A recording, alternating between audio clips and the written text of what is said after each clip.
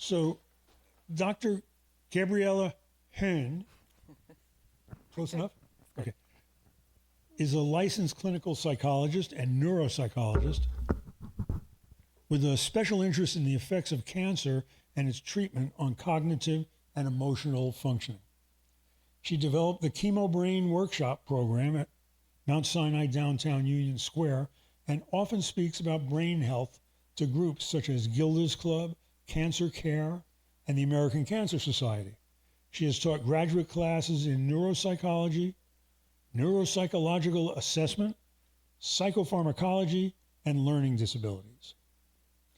Dr. Hearn received her PhD in clinical psychology at Columbia University Teachers College and completed postdoctoral training at the University of Medicine and Dentistry of New Jersey Medical School.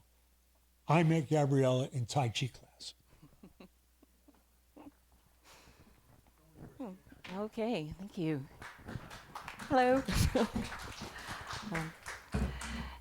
Is the sound working? Oh, good. I will move this over here. Yes, I know Richard from Tai Chi Qigong class. Actually, we do two things in there. And that's actually some of what we're going to be talking about today is why that's so great that we're doing it. I'm also thrilled to hear about piano lessons for children, walking and talking with friends. These are all things that I'm very excited about in terms of brain health and what we can do to stay cognitively healthy and fit. I was thinking about this morning, and after listening to the news, and the whole world just seems to be in flames. And it's easy for a thinking person to feel completely overwhelmed, I think, right now. And if you're not, you're probably not paying attention. So it's really hard to know what to pay attention to, honestly.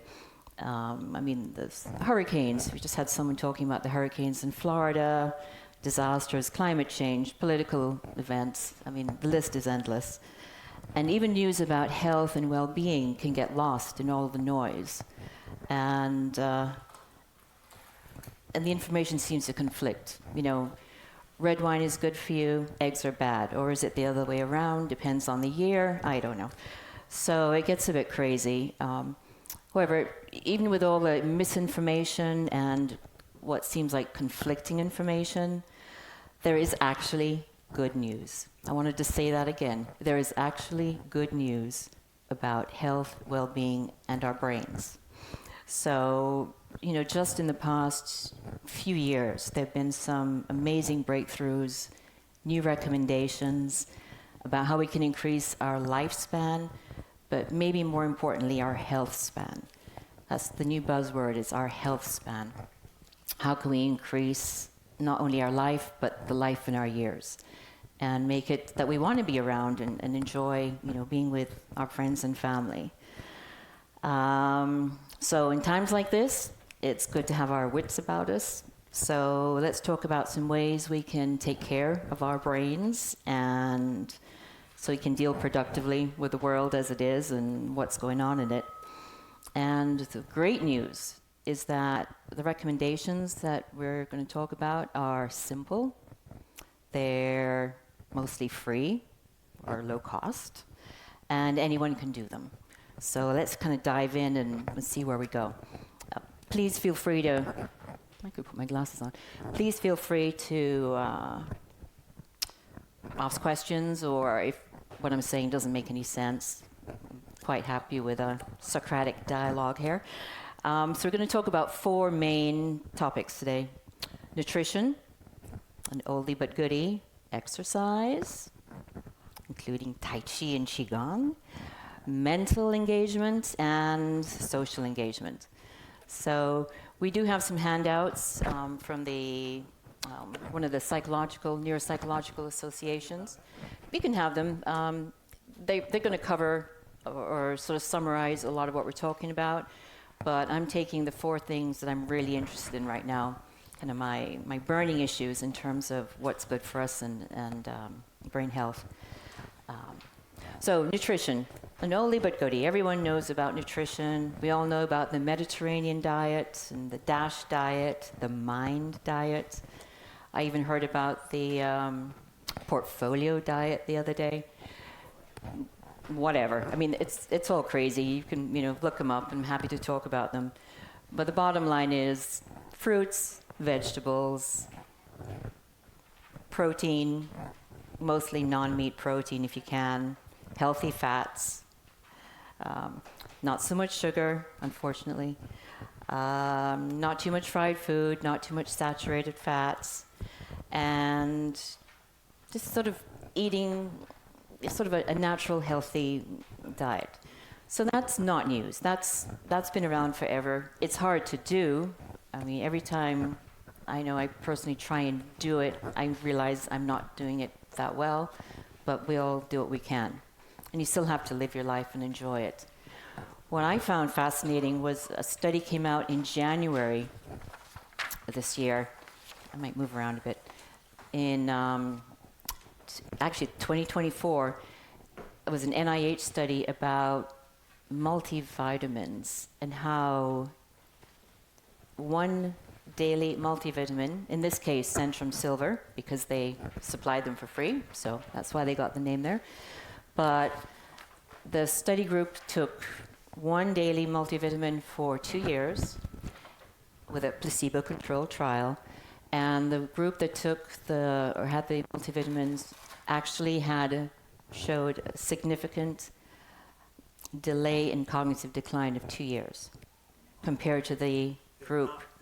They did not decline the same that the non-control group did. So people who did not take that multivitamin with everything in it showed basically a 2-year increase in brain age over the group who took daily multivitamins.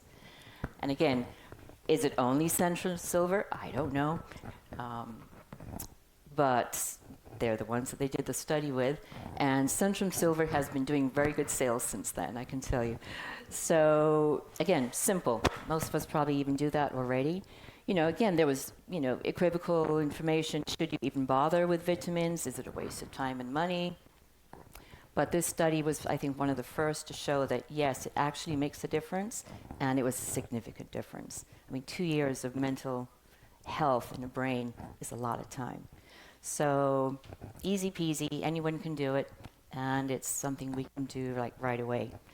So, and I began with saying, red wine, good or bad? Bad, sorry. For years and years, they said, a little bit is good, the resveratrol, all this kind of stuff. And it was just really, really sad day when WHO and CDC and every American Medical Association and pretty much everybody has said, let's just get real. It is a neurotoxin. It really doesn't do anything for our hearts that we don't already do with exercise and everything else. If you do enjoy it, enjoy in extreme moderation, because it does kill brain cells. And I'm just so sad to say that today, but it's the truth. So in terms of our diet, again, small tweaks. Again, we make choices. Some people might say that's not one worth getting rid of, and I'd say that, go for it. Because pleasure and joy are actually really important when we talk about health and well-being. And I'll talk more about that in social engagement. But, a life of deprivation and trying to do everything right at the exclusion of joy, may wonder why you're doing it. So just information, some of it not so great, but please, do with it what you will. So the really big one I'm excited about is exercise. Right, Richard? Question? One thing should I use a microphone? Sure. Oh, there we go. On nutrition. Is it on? Hmm.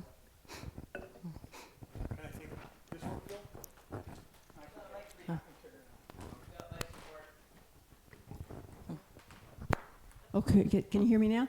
Just one thing that my husband found out in the last 6 months or so is the idea that everybody should have 30 grams of protein at each meal, and that it doesn't help to have 90 grams in a steak at night, that you have to kind of space it out, which is generally fine in lunch and dinner, but breakfast can be kind of tough. And what he's gotten is protein powder that you can order. And so in the morning, I mix it up with yogurt.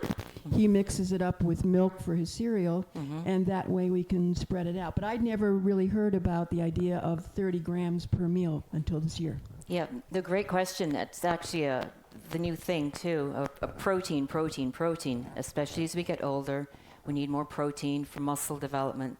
And basically the 90 grams of protein a day, what's controversial about it is it's actually at least double the recommended daily allowance that the U.S. government has proposed, but it's the minimum daily requirement. So 90 is absolutely perfect. It's right in the ballpark of what we should all be taking. Yeah, a day. I'm sorry. I hope I didn't misspeak. So yeah, I think the minimum when you look at the requirements are. Yeah, so 16 is about half then of the 30. So you could actually double it and be in good shape.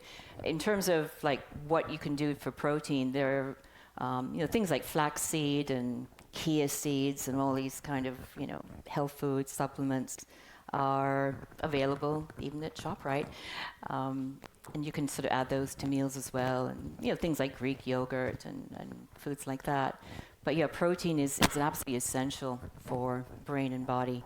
I do a bag of trail mix that has most, and I check for the right stuff. Yeah? Oh, can you hear? I have a question. How about lion's mane mushroom? I'm hearing a lot of good things about that, actually, including from my brother in Australia, so it's certainly a widespread. I don't know personally enough about it to say anything useful, but I have heard very good things about it. What kind of mushrooms? Lion's mane mushroom. It's Yeah. actually A lot beautiful. of people are not familiar with it, Yeah. and Mike Bush tried it and didn't get anything from it. Right? Remember the lion's mane mushroom? The mushroom powder thing? Oh, Yeah. It works for me. It's got some good reviews. Like I said, I don't know enough about it, but I do know it's been talked about, and it's great if you're getting good results. Yeah. I've got a mic now. I go and I check the choices for a trail mix Uh-huh. that has most of what I think you're going to say is important. Flaxseed is a big deal because evidently it's cheaper. It's more of that than anything else. But fruit, and of course, is in it too. Right. You got to just be careful of the little chocolate pieces, though. Good. So, yeah, and just obviously food is meant to be fun. It's, a source of pleasure. But when it's also great for us and you can feel like you're doing something good, throughout the day, it's such an easy intervention. And, food as medicine has been around as a concept, probably for thousands of years. So I'm glad we're all on the same page. So exercise, we're going to talk a little bit about. If anyone was around during the 80s with the aerobic. I just have a quick Yeah. question. Is dark chocolate, I'm diabetic, is dark chocolate, I like dark anyway. A small amount shouldn't be that bad for the diet, right? No, it's not. It's actually still on the list of good things. Especially the very dark chocolate. I think it's flavonoids. And has less sugar. Obviously, sugar has really become the culprit again. For a long time, it was fat. High fat, everything had to be low fat this, low fat that. And, the thinking in the field now has changed to really sugar, as delicious and enticing as it is really very addictive and has, some very neurotoxic effects actually as well. It sounds like you're on the right track with that. Yeah, but dark chocolate is still a nice reward as well. So the 80s with the whole aerobic. Oh, question I see. I just wanted to go back a second, just Yeah. back to the wine. I know I'm sorry. And you have to look at more than just the chemistry of what is in it, and don't just think vitamins are the only benefit, because one of the things about wine is that it is a social lubricant, and there's almost nothing better for your longevity than social intercourse. And so Yes. if you cut wine out and then all of a sudden it's not working for you, you might want to put that back in. I'd say keep an open mind with everything. And we will talk about social engagement, and obviously social lubricants are very useful, especially I think a lot of us, I'll speak for myself, after, 4 years of COVID and working remotely. This is the first group I've spoken to in 4 or 5 years, to be honest. And I used oh, hey! Thank you. So thanks for having me, because I'm a little rusty. But, I could feel my social skills just meeting people and doing things in groups for the first time. It was not only a little nerve-wracking because, we're still all getting used to, the whole germ concept, but just interacting with people in a group. It just felt very strange and very foreign, especially for an extrovert. It was very upsetting. But to get to your point about, the wine, so wine and chocolate and, trail mix, again, we all have to make decisions. And I think when you just know what you're dealing with and what the options are, and then you can make informed decisions. And yes, for many people, a glass of wine is a social event, it's a cultural event, it's, very, very meaningful. For others, it may not be as useful. So I think it's just knowing of all the array of options out there, what you can choose to make your life better and joyful and worth living a long time for. And coffee is actually still good.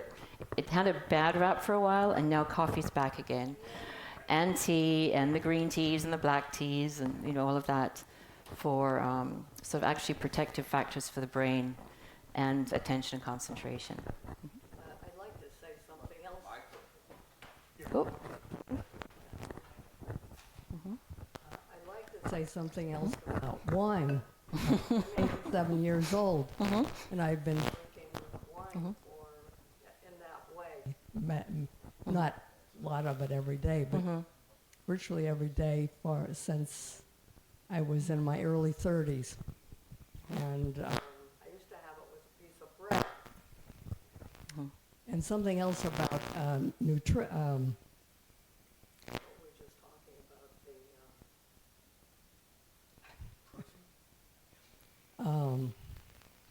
okay, I can't remember what it is. It was something I read in Diet for a Small Planet.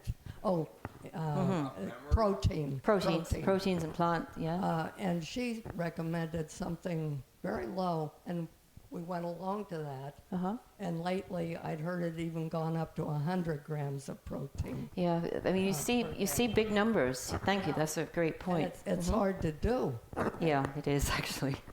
And especially when, the push now is, not now, it's been for a while, is away from meat-based or animal-based proteins into, more plant-based. It's just challenging. It's, I've been trying, and it's actually quite hard. So it's great to have other people's ideas and some tricks and tips about how to do that. Yes, and then we're going to go into exercise. Speak to cheese. Yes. In general, as a pleasure of life, cheese is great. Some people obviously are lactose intolerant, and the fat issue can come in for some people. But again, my grandfather, who lived to 96, said, everything in moderation.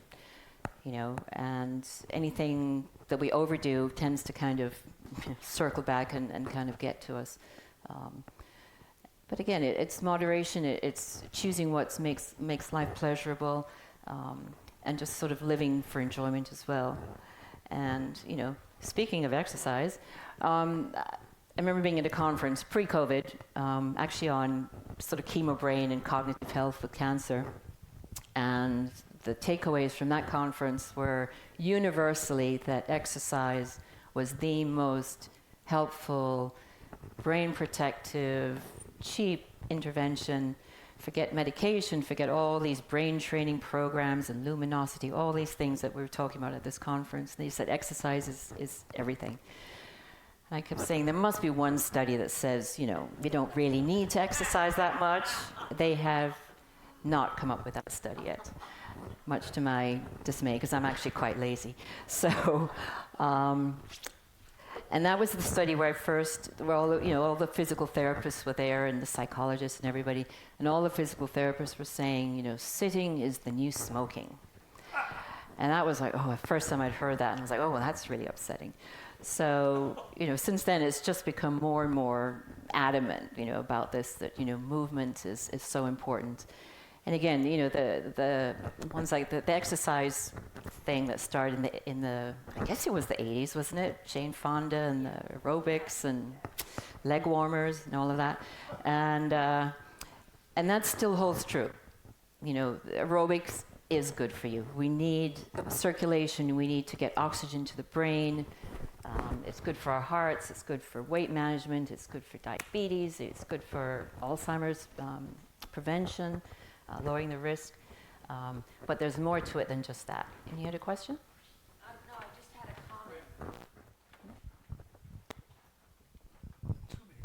comment. Everyone knows that I'm a tremendous animal advocate. And for me, rescuing dogs that need to be walked. Nice. And my dog and I walk 8 miles every day, 2, 2, 2, and 2. We discuss politics. We discuss climate change. We discuss everything, problems in the family. And he just wags his tail and keeps walking. And so that is my philosophy in life. Just wag your tail and keep walking. I like that. That's terrific, because you're combining so many things there. You're combining altruism and rescue, great for mood and for the soul. Socializing with your dogs, and walking 8 miles a day is way above the recommended levels. So you are really way ahead of the curve here. So good job. And what's interesting too is the focus has always been on aerobic stuff, and now the focus is becoming more on, in addition to that.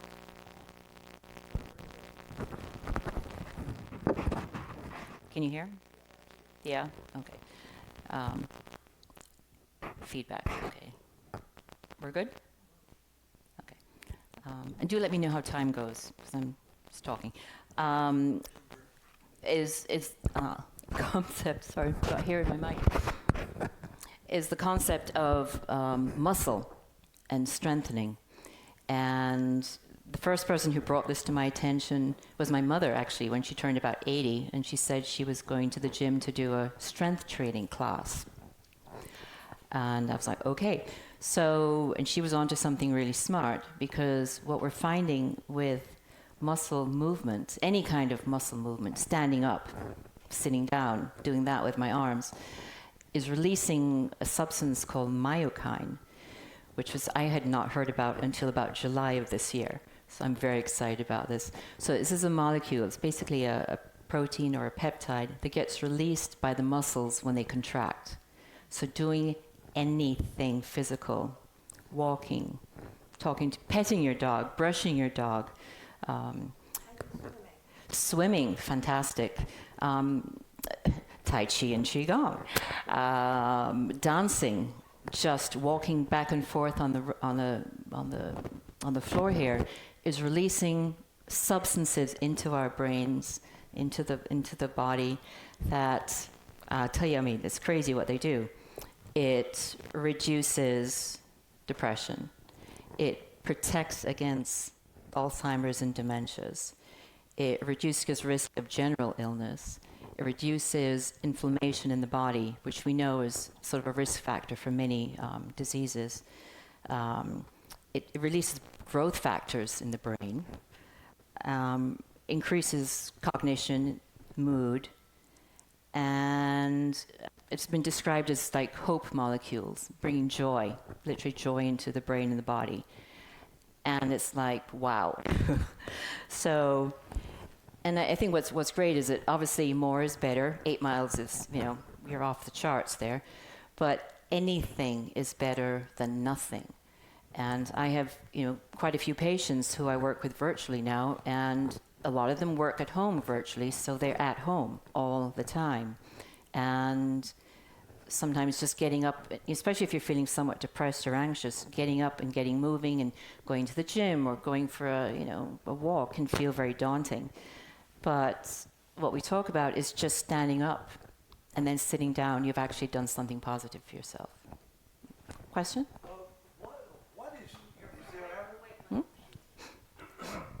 Is there ever a time when it's too much, when you exercise to the point of exhaustion? Is that healthy or is that unhealthy? What is the story on that, overdoing it? Well, overdoing it is not moderation. So yes, there is the overdoing. I mean, it's hard. I mean, there is such a thing as exercise bulimia, and where that somebody uses exercise so almost aggressively, and it damages themselves. You know, it's too much. It's a sort of compulsive behavior as opposed to joyful movement or, you know, self-care. So, you know, if it's, I mean, so the rule of thumb is more movement better than no movement, more is better than less. But overdoing it, I think, by the fact that you've described it as overdoing it, I think you've got into the range of probably not as good for you. What is overdoing it? How do you know when you've overdone? You get tired. Well, yes and no. It's actually it's an interesting question. I mean, the guidelines are, you know, from the U.S. government are 150 minutes a week of sort of, you know, moderate exercise. You know, walking, swimming, walking your dog. You know, sort of getting a bit of a heart rate up, but just generally just moving. So, I mean, the way in psychology we look at a problem, because many things may be problematic for other people, but it doesn't mean it's a problem for you. But the definition of a problem is it getting in the way of your life? Is it impairing your function? So if someone's overdoing exercise, it may be that they're not doing their work, or they're not paying attention to their health in other ways, or they're not connecting with family anymore, or they're alienating people. So when it causes not only impairment, but sort of interferes with relationships and functioning, that's technically a problem then. This is Michael, not on. I love to say my own name. It's Michael. So I wanted to reinforce something Susan said, and that is the social aspect of walking animals. Now, we had a woman walking by our house with a huge dog. I think it was, what was it, Marion, a Pyrenees or a Great Dane? Just huge. Oh, yeah. So because the dog was so large, we'd yell out to her, "Hey, what kind of dog is that?" And this dog has now become a friend of ours. So the woman makes a point of going past our house, and she says, "Lexi," that's her dog's name, "Lexi wants to see you again." But not only that, I have a little office exactly 1/2 mile away from my house. So I was down in the office the other day, and there's a knock on the door, and it's Lexi, and the woman's coming in. She says, "He knows where your house is, and God. he knows where your office is, and he wanted to say hello." And this woman has become a friend of ours because of the dog, see? That's great. And Lexi's very clever to be able to knock. I'm very impressed. You spoke about over exercising. I've had off and on situations where I've had to do rehab, and I came out of one situation where I'd had to do rehab. So I was on a walking machine every day, and I would I'm obsessive, so I know that. I didn't know it then, but I did that like for a month, you know, every day. I got plantar fasciitis. How do you say plantar? Yeah. I got that, and it took forever to get rid of it. So I could give you a good testimony. Don't overdo. Don't overdo it. Because you'll pay for it some way. Yeah, it's true. And I think, too, when we talk about exercise and taking care of ourselves, it's very easy to want to just jump in and do things and do a lot of it. And again, rule of thumb is generally, start small, start easy, maybe too easy, and then build up safely. Because once you get hurt, you lose so much. Every day that we're not moving around, I remember the statistics of one day in the hospital lying down in bed, how much muscle atrophy can occur. So better to go nice, slow, easy. Too easy for me, fine. And then the next day you can do a little bit more. There's some research that I talked about this recently in a little talk here. Trying to learn another language. Speak it, read it, listen to it, and you don't have to become fluent. It's gymnastics for the brain. It is exercises the brain, and it's a lot of fun. And there are a number of apps right now. I already speak a couple of things, but I'm trying to teach myself Italian, and so much fun. Bella. So easy. Well, this is a beautiful segue into the mental engagement section, but we have one more question. I was just going to say about the need to balance the exercise for your whole body, because I spend way too much time typing because I'm working. My fingers are getting this wonderful workout, and whatever it is making me feel good, and it's not enough. I'll just say that. Yeah, all parts of the body probably need a little working out. I've had some health problems this year, which have interfered with my 45-minute walk, and I became alarmed a couple of months ago because I saw my cognitions not what they were. So I am back there walking because I just feel I need that stimulation and that exercise.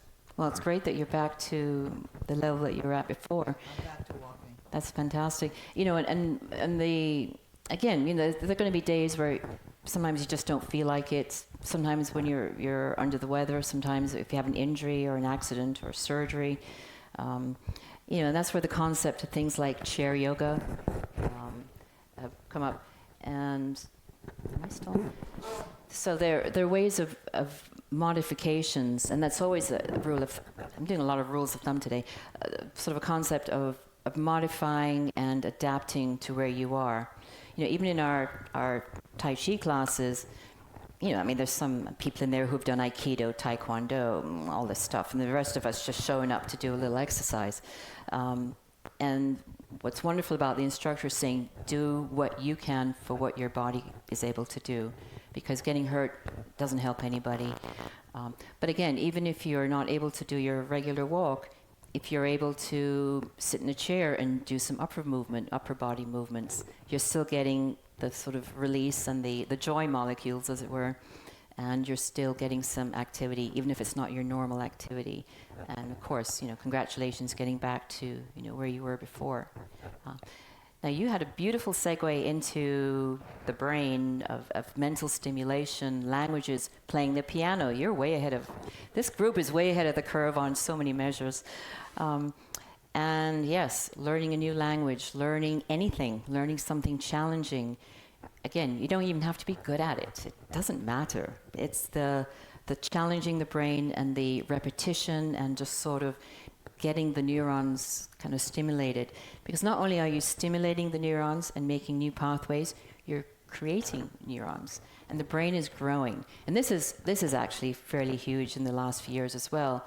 When I was in graduate school a while ago, we didn't really know that you could have new neurons. We knew you could make connections and redundancy and all of that for rehab, but we didn't really grasp in a real way the sense that the brain can regrow. And if there's damage, and so this is kind of exciting, because if you think about the brain before was, again, when I was doing my training, it was psychodynamic training, and Freud was, by the age of 6, your personality is developed, and forget it, it's all downhill from there. And then in adolescent development, we were told, well, by 18, it's over, you're done. now we know that adolescence, I think almost legally, if not psychologically, extends to at least age 26 and probably more for some of us. And that we are always growing and developing, and the brain can just keep learning new things at any age. And why that's exciting is because even say the exercise program, say you'd never done a day of exercise in your life, of course we've all moved all through our life, but starting something at any age can get the brain creating new neurons. Because anytime we learn something new, the brain is making a connection. So when you leave here today, just listening to what I have to say and what everybody else has to say, you've actually made new neural connections. And so if we were to cut your head off and do an autopsy, your brain would technically be a little heavier. We won't do that because that's disgusting, and I can't believe I even said that. But, you know, that's what they do with the rat studies. They enrich them and then they, you know, sacrifice them, as they say, and the brain is heavier. Is that where we get the big head thing? I wonder. That's actually a good question. Never thought of that. Technically, your brain could expand. Yes. They've got the big head. Yeah. Luckily, we have a skull to keep everything in. But mental engagement and keeping aware of what's going on, learning new things. Especially meaningful activities, because then we get into the social aspect of that and just sort of interest. Again, you could learn something, but if you're not interested in it, what's the point? And you probably won't persevere. I mean, I think a lot of what we're seeing with, good habits is, some people do good things for their bodies because they know they should. You hear about people going to the gym or doing certain activities with absolutely a lack of pleasure attached to it. And, I'd say good for them. That means they're actually really, really pushing themselves and doing things just because they're good. But what we know from habit formation is when we do things because we enjoy them or we find meaning in it, it's much more stimulating and it's much more motivating. And we keep going because we just want to.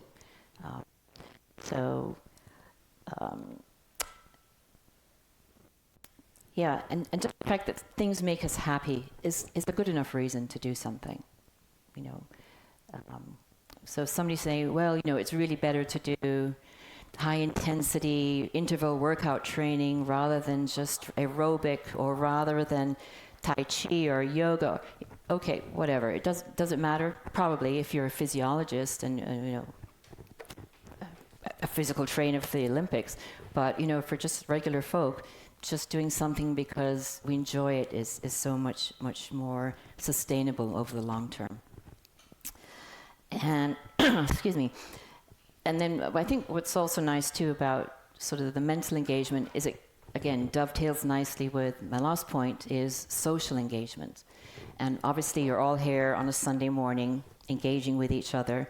So again, you guys are way ahead of the curve in terms of having interpersonal relationships and spending time with each other. The face-to-face contact is actually very important, not to diminish the virtual contact, which is also helpful. But there is something about the face-to-face stimulation that the brain actually lights up when it sees a human face. And again, the more the brain is lit up and circulation's going, the more things are going on that are positive. There was a big to-do last year when the U.S. Surgeon General came out and said that loneliness was an epidemic. And some people took offense. They said, what's he talking about loneliness for? He should be talking about cigarette smoking or something. But the loneliness epidemic, which I think the fact it came after COVID was no coincidence, frankly. And the point that's being made is that reducing loneliness or having social engagement is as important as smoking. That people who are socially isolated or feel lonely can have an actually increased mortality of 50%, which is huge. That's like smoking and drinking and everything else, It's so, and that's even with people. So having that social connection protects people at the same level of,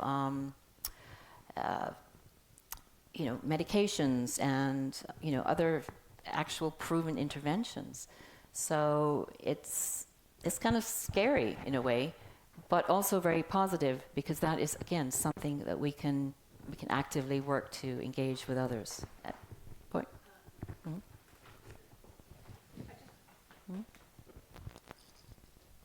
I had a question about extrovert versus introvert. You mentioned that you're an extrovert. I think I am as well. But you know, it seems to me that introverts have much less of a need for that social connection. So is it on a gradated scale based on which you are? Yeah, because again, COVID did so many things in terms of research, not so much for everybody's mental health, but there's social isolation, and then there's loneliness. And I think we also learned that, you could have social distancing, but it was really physical distancing. You didn't have to be socially isolated. You could be physically 6 feet apart or whatever it was they decided was good for us, but you could still have, interactions and connections with people. Loneliness is really a subjective concept, because one person's loneliness is somebody's, too many people around you. So for somebody who's an introvert, they may not need as many social interactions to feel completely engaged and together with people. And again, we all have both. I mean, we all think we're one thing, but we're really all on a continuum, and we go back and forth. But loneliness is more of a subjective situation. I have a question for Sure. you. I have a relative with Alzheimer's disease, about mid-level, I would say. If it's true that the brain can regenerate, grow new neurons, and so on, why is there no cure for this disease? That's the question of the ages. Yeah. It's a tough. I just had a family member pass away last year from, Alzheimer's. It's an awful illness, and what the research, here's what I can say. What the research so far, especially about the brain, has focused on identifying and sort of documenting disease, especially with something like dementia or Alzheimer's particularly. The new sort of frontier is prevention and sort of maximizing. So I think Alzheimer's is in this in-between stage of, there are new medications, they're not great in terms of, they're not cures, they can help reduce the decline or slow the decline in some cases, but they're not in the curative stage at this point. So all the studies that I've been able to research and they're available are all focused on either prevention or delaying onset, basically, which is the same thing, or slowing the deterioration. So ideally, will we be able to cure it in a certain number of years? I really hope so, for all of our sakes. It's just not there yet. Oh.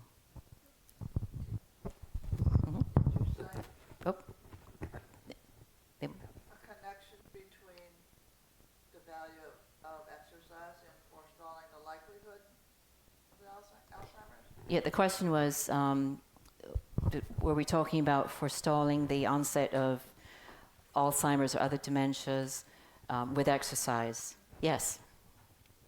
And again, the studies show, yes, there is. I mean, the goal is always delaying onset. Some people have certain risk factors, and those we cannot control. Genetics, just biochemistry. We all have our own sort of genetic fate, as it were. But what we show by lifestyle interventions, and innovations are, we can either modify our genetic gifts, or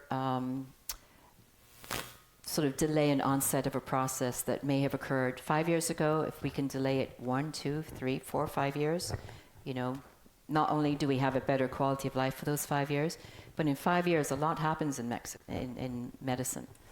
So every year that you're sort of doing well, you've sort of bought more time in terms of letting medicine catch up with us. I want to speak to the introverts Okay. on the continuum. Uh-huh.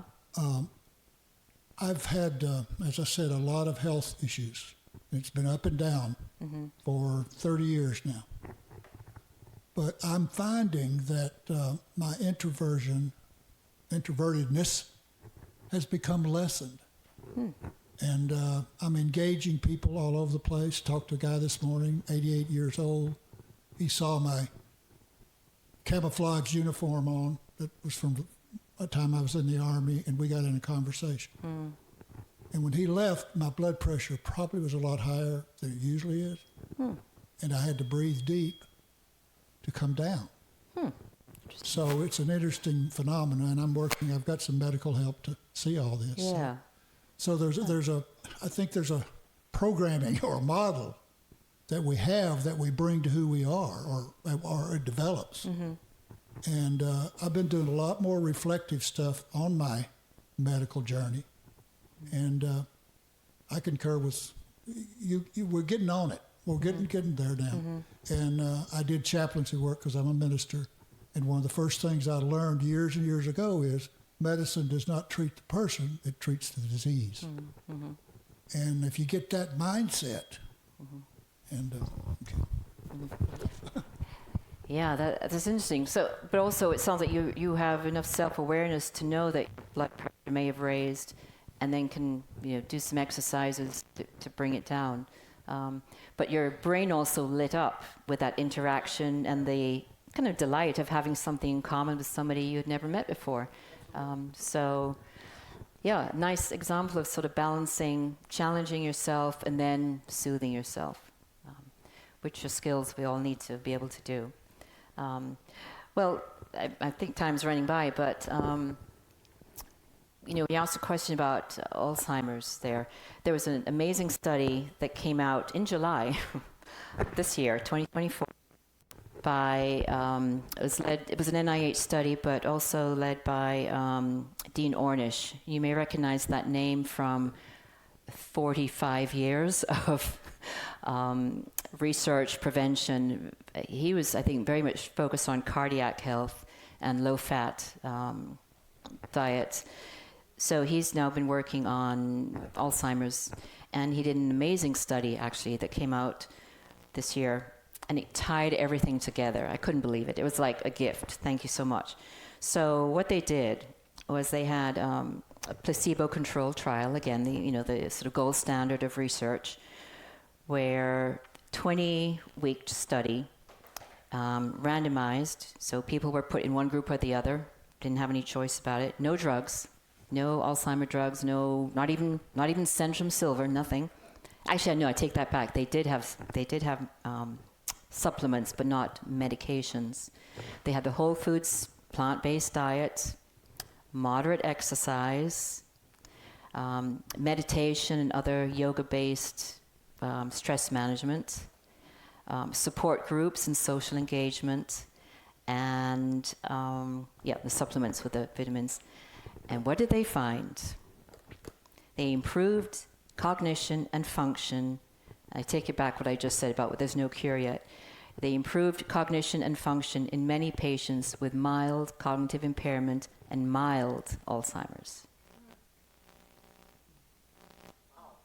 Yeah. That's what I said when I saw that. So moderate, we're not there yet. But with mild Alzheimer's, they showed a significant, measurable, objective difference. And so that was I was like, that was a great study. It had everything we're talking about. It had diet, it had the supplements. So they did have a multivitamin, and I actually looked it up. They had vitamin C, they had B12, they had omega-3s, they had coenzyme Q10s. They had all the ones that you hear about. Then they had the moderate exercise was aerobic and strength, so they had strength training. Stress management was the meditation, and I'd like to think a little Tai Chi got thrown in there. 1 hour a day, so that was actually more than the recommended amount. And then they had support groups for partners and the people in the study, for a lot. They had 1 hour 3 times a week. So it was a lot of social engagement and attention and interaction.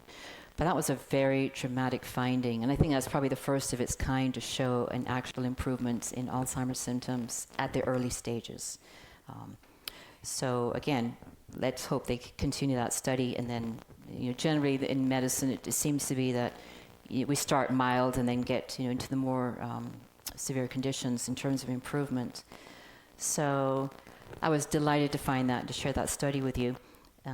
So basically, to wrap it up for today, and thank you for your attention for this, is knowledge is power. I think anyone in this room knows that awareness and knowledge, it just gives you options to know what decisions you can make. And I think there's something about accepting that we're all getting older, that we have certain limitations or we have certain challenges, but that's just a fact.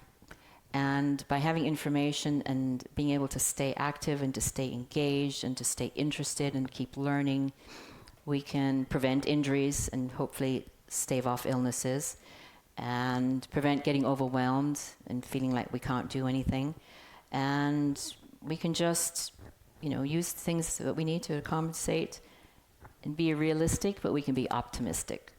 So I encourage you to get out there, walk those dogs, chat with those people, let dogs knock on your door. I don't know how they did that. Teach your grandchildren how to play the piano. Do all these wonderful things, because that's what makes life worth living anyway. So thank you so much, and be in good health.